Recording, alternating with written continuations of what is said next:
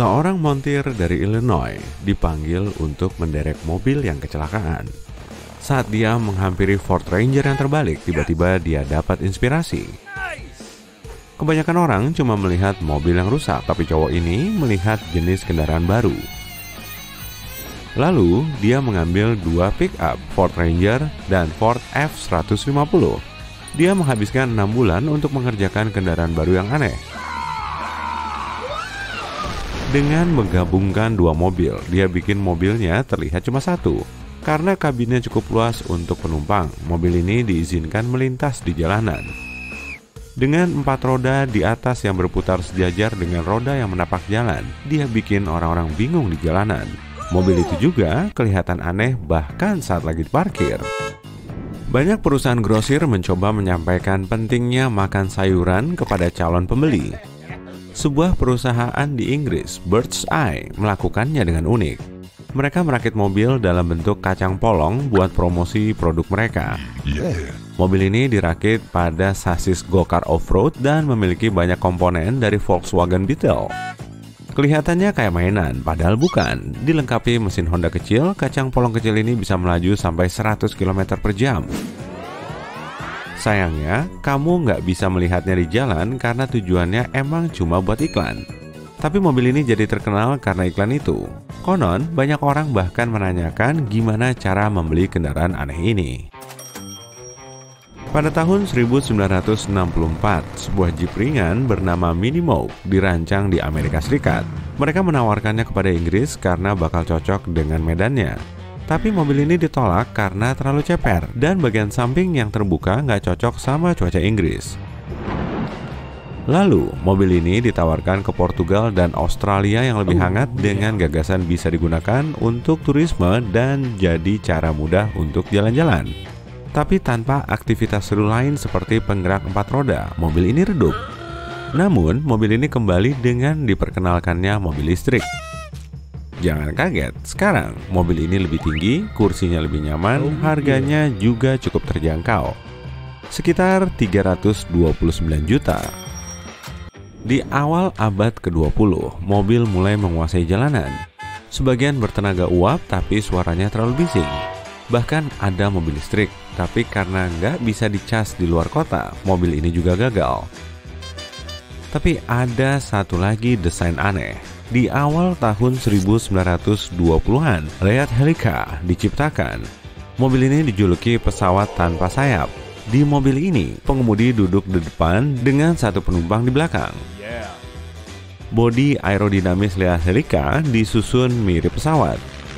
Mobil ini sebagian besar terbuat dari triplex dengan baling-baling besar di depan untuk mendorongnya maju. Perancang mobil ini meyakini komponen mobil biasa cuma menambah beban yang nggak perlu.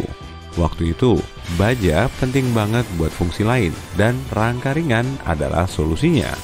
Dengan bobot sekitar 250 kg, mobil ini bisa melaju sampai 171 km per jam. Keren kan? Tapi masalahnya, mobil ini berisik banget. Biar telinga kita terlindungi, kita harus pakai pelindung kepala kayak di pesawat beneran. Bukan pilihan bagus buat perjalanan darat, tapi mengejutkannya, terjual 30 mobil. Dengan kelangkaan bahan bakar tahun 1940-an, penemu nyoba nyari bentuk transportasi lain. Mobil listrik dilirik lagi setelah ditinggalkan di papan gambar selama 30 tahun.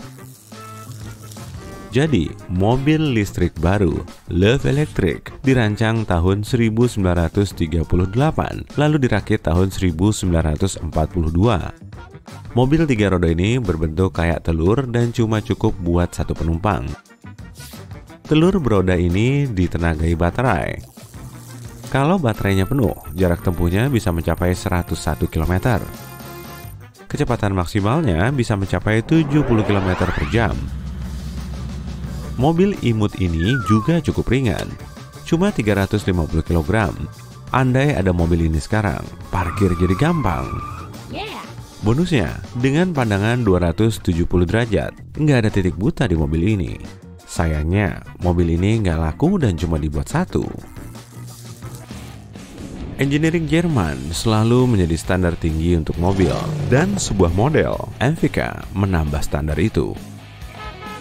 Mobil ini bisa dikendarai di air dan berfungsi sebagai perahu. Saat melaju pada kecepatan sedang di jalan, mobil ini lebih lambat, tapi begitu nyebur, roda depannya berfungsi sebagai kemudi dan bisa melaju pada kecepatan maksimal 7 knot. Perancangnya tahu itu bukan perahu atau mobil terbaik, jadi mereka mengiklankannya sebagai perahu terbaik yang dikendarai di jalanan dan mobil terbaik yang berlayar.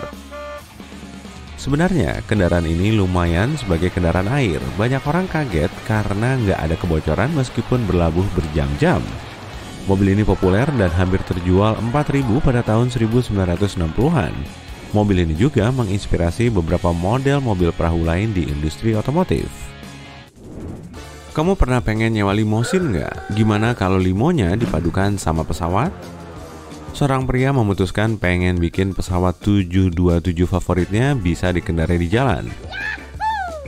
Jadi, dia nemu pesawat, melepas sayap dan ekornya, lalu memasang bodi pesawat ke bus Mercedes-Benz. Jadinya kayak bus biasa, tapi dalam samaran pesawat. Dengan panjang 16 meter, mobil ini jadi limosin terbesar di dunia dan muat sampai 40 orang. Meski besar, kecepatannya bisa mencapai 200 km per jam. Kokpitnya hampir nggak berubah, tapi jelas setirnya diganti buat nyetir limo. Tangga lipatnya masih berfungsi, dipakai untuk menyambut penumpang yang naik limo Boeing. Mengejutkannya, mobil ini terdaftar untuk melaju di jalanan dan bisa disewa seharga 440 juta rupiah.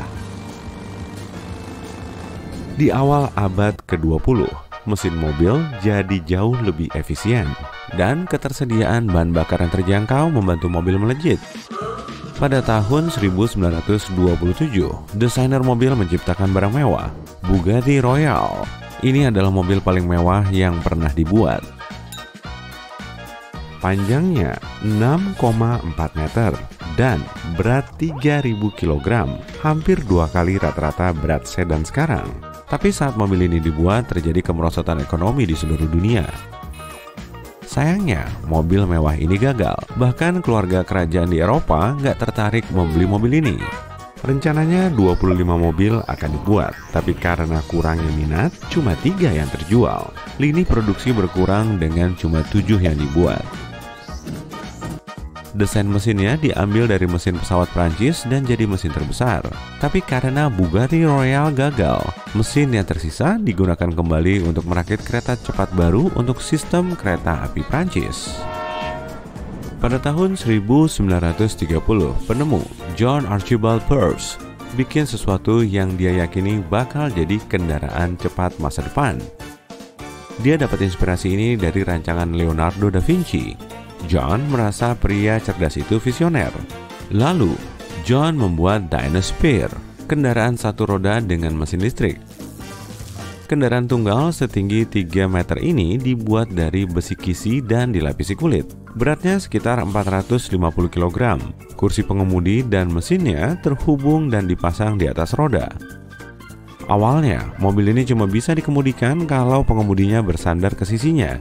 Tapi biar lebih gampang, dipasanglah setir. Kecepatannya bisa mencapai 50 km per jam. Banyak yang tertarik pada mobil ini sebagai aktivitas seru di pantai. Dan versi yang udah dimodif dengan 8 kursi juga dibikin. Tapi sayangnya, visi desainer untuk memenuhi jalanan dengan roda raksasa dan bukan mobil nggak terwujud. Mungkin karena dia belum nemu cara buat menghentikan kendaraan ini selain nabrak.